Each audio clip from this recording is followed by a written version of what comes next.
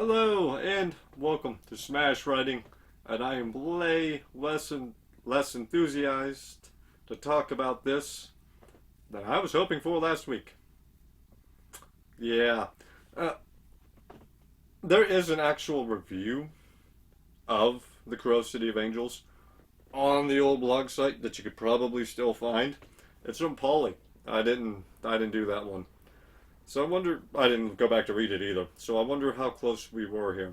It would be fun to go back and look. Maybe I will before this comes out and I'll edit it. But the Crow City of Angels. Let's talk about it. I guess let's dive in. That's why we're here. We open with a body being dumped into a river and a crow flying in, and we get a combination of Sarah sleeping and she's having a nightmare about what's occurring. And what's occurring is a father and his son have perished. And it wasn't just one body being thrown in the river, it was two. The dad is tied to the son. She wakes up, goes about her day. Sarah wakes up, goes about her day, and she finds a little girl sitting out of a bar, reminding her very much of her own childhood. So she stops and helps her, and she takes her to a little restaurant at the hot dog sign. So she is living up to what Albrecht did. She's paying it forward to this unfortunate child. But then we go and we meet the bad guys, Sybil and Judah. And they're yelling at a guy about a bad batch of drugs because he destroyed it without asking permission. So they eliminate him with the said bad batch of drugs. So we go back up. Sarah's a tattoo artist, and she is our boss, boyfriend, partner, I don't know, friend, Noah. They don't really tell you who he is to her. Meanwhile, the crow is fishing someone out of the river, and another crow, same crow, I don't know, visits Sarah and gets her attention and guides her to the river so she can help him when he comes out. Now, why did he levitate out of the lake? He could have just swam to shore. I don't know what's going on in the room with the bad guys. I don't want to know. Didn't know what's going on. Don't want to know what's going on still.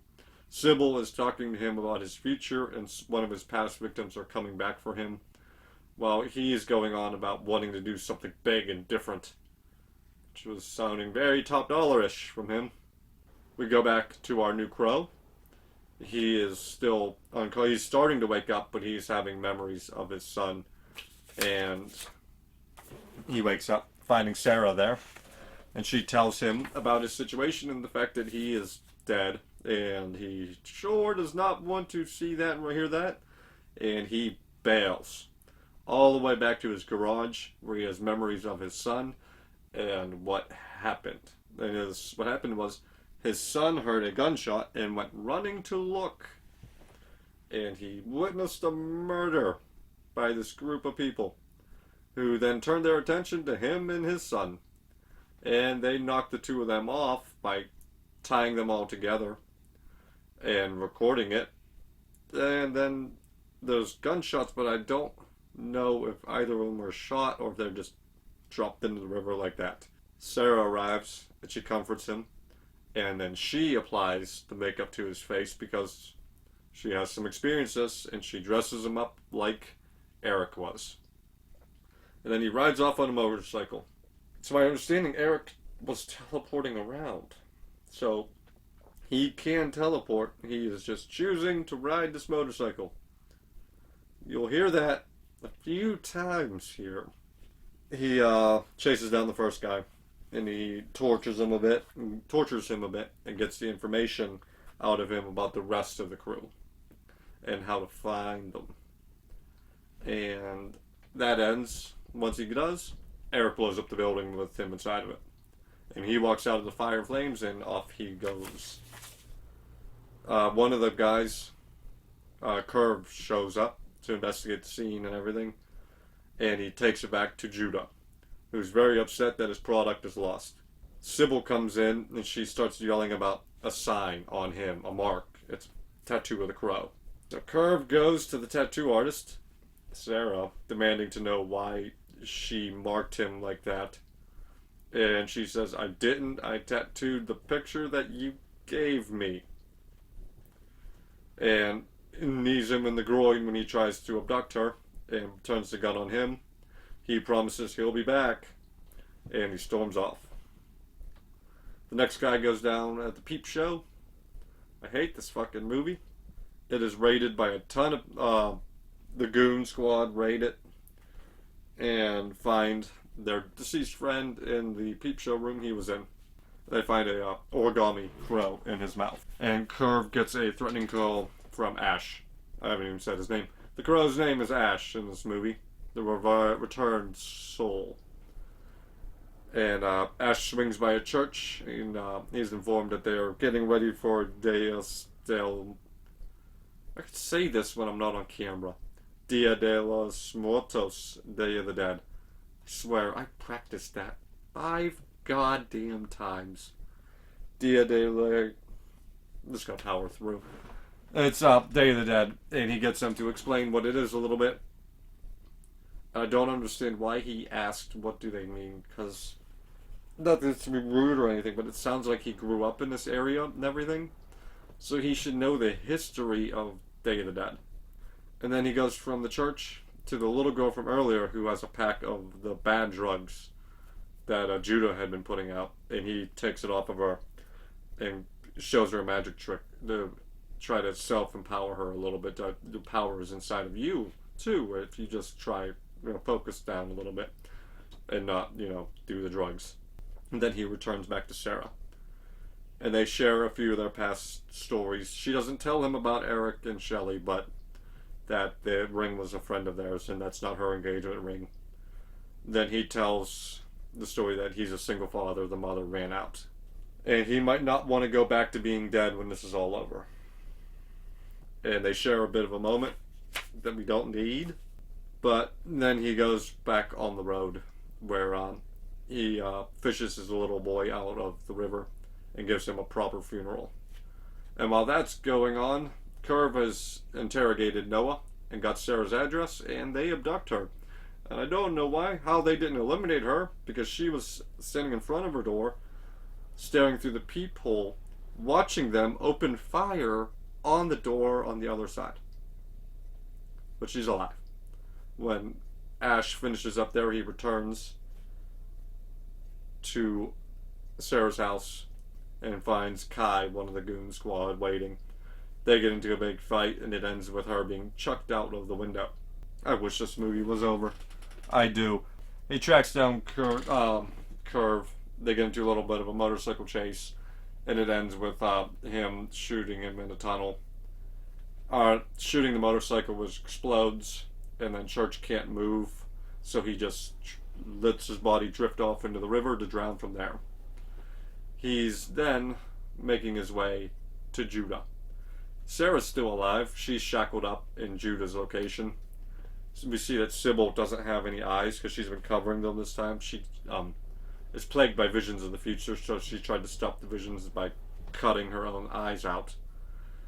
And Judah sets a trap for the crow bird and manages to trap the bird. All the while, Ash is walking through the crowd of people celebrating Day of the Dead, and then scaling the wall of the building. He can teleport, mind you, and if he'd done that, he might have been able to save the bird, because Judah kills the bird, crucifixion style. He pins it down and then stabs it in the heart, and this sends a pulse through Ash, who falls off the building. And he has a vision of Danny, his son, who tells him that he has to keep going. But while that's happening, Judah drinks the blood of the crow, gaining its powers. And he's there to greet Ash as he's getting up, and starts to hang him and whip him. Meanwhile, Sybil releases Sarah from her shackles and gives her one of the blades. And Sarah goes running down to try to save him and stabs Judah in the eye. He frees Ash. She frees him from the ropes and then runs into the knife that a fully healed Judah has. So it seems the power of the crow really did transfer that way. I don't know why, but so Sarah's now dying. Ash goes to attack him, but there's not much for him to really do. But a murder of crows, a swarm of crows have arrived, and he calls them down, and they fly through Ash and through Judah until he vanishes. And then he picks up Sarah, takes her back to the church from earlier, and then he goes off, and the movie ends with him reuniting with his son. And that is The Crow City of Angels. What is this movie? Seriously. Now, I want to be really nice. I think the actors and actresses involved in this movie did the best they could. Did the best they could. And I think the biggest problem is that they had some heavy studio intervention going on here. The studio was fucking them around. The director and writers had their own vision of what they wanted to do, and because they wanted to steer clear of The Crow and Brandon Lee. They were going to make this their own kind of deal.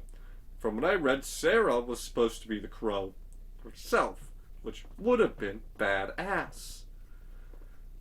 No, studio didn't want that. They wanted a guy, had to be a guy, so they got a guy. And then they didn't want to be too different from the first one, so they re-edited and refilmed a bunch of shit, so it was very similar to the first movie. And it hurts this movie oh so very much, because Judah just feels like a watered down version, try-hard version of Top Dollar. And nobody is allowed to grow. It's the same fucking thing. I'm not saying that's a bad thing necessarily, but try to be a little different. Just don't have... This movie's one of the try-hardiest movies I've ever watched. This is up there with the fucking Batman vs. Superman and that fucking Army of the Dead movie. This movie tries so hard to be dark and twisted and this world terrible. And that worked for the first movie because it was very much built for that world. And they tried so hard to like get away from that first movie and then tried to make it seem like that first movie. And then Judah is this monster and terrible being, but it never comes across like he is flat. He doesn't have anything to it. What was the deal with Judah's voice? It felt so much more booming and echoey, like they were doing something with his voice in post. And a little bit too with Ash, but not nearly as bad as Judah. I don't understand. Because it's like I said the first one. They were very vague on Eric's power levels, right? He's invincible.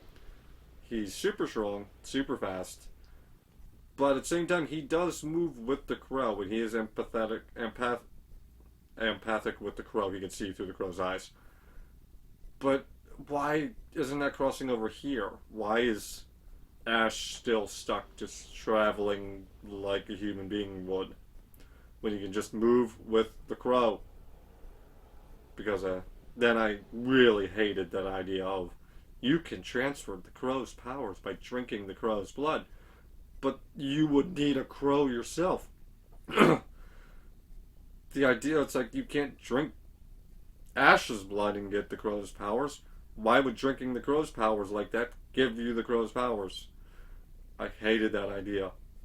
I hated it. Terrible idea. Because it would have been better suited for Top Dollar too. Because Top Dollar is a better villain. As opposed to Judah, who was a Top Dollar B version. And that, I'm bashing this again. This is not on the actors. I think if they had a better script, they would have done better. I think if Sarah would have been the crow, this would have been a lot better too. Everything in this world is just so unlikable. Everything in this world is so unlikable. And they had a good premise. I really liked the father avenging his son. Even though I would have liked to see Sarah, I'd still like that idea of the father avenging his kid. But the finale was bad. The editing was bad. There's a lot of like, what the hell's going on here scenes.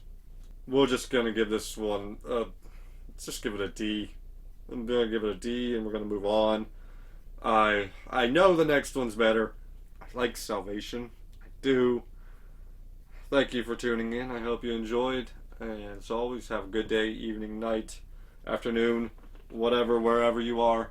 And bye bye.